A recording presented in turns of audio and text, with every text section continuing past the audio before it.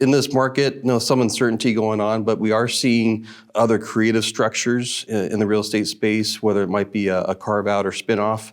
If there's a certain portion of the portfolio that might not be strategic or core to the long-term mission of the REIT, you are seeing some amount of carve out activity. Joining me today is Chris Johnston, partner and America's REIT sector leader with EY. Chris, thanks so much for joining us. Oh, thanks for having me. You were on a panel here at REITwise focused on REIT M&A. What kind of deals are you currently seeing in the REIT sector? We do see some M&A. You see a couple of the transactions over the last 12 months.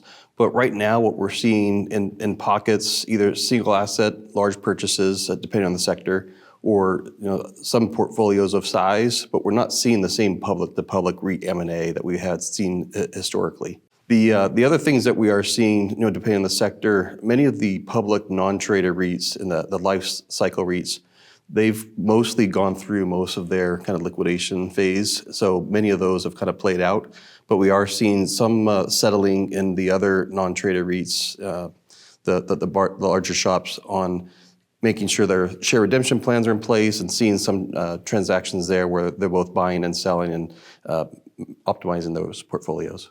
And outside of traditional M&A, what other types of deal structures are you seeing? Yeah, in this market, some uncertainty going on, but we are seeing other creative structures in the real estate space, whether it might be a carve out or spin-off. If there's a certain portion of the portfolio that might not be strategic or core to the long-term mission of the REIT, you are seeing some amount of carve out activity, whether those are through liquidation or strategic sales, or maybe a spin-off in some kind of registered share program under a Form 10 registration. So we are seeing that kind of activity.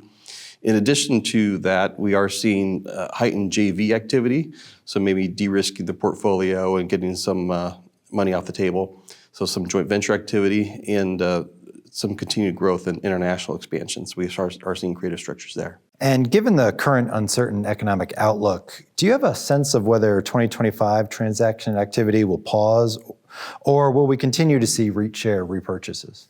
I think you'll continue to see REIT share repurchases selectively. Of course, if there's the dislocation of companies' NAV to share price. But I think we will see some amount of M&A in the second half of the year. But certainly right now, with some of the volatility in stock prices, we'll see some pause if there's no compelling reason to transact.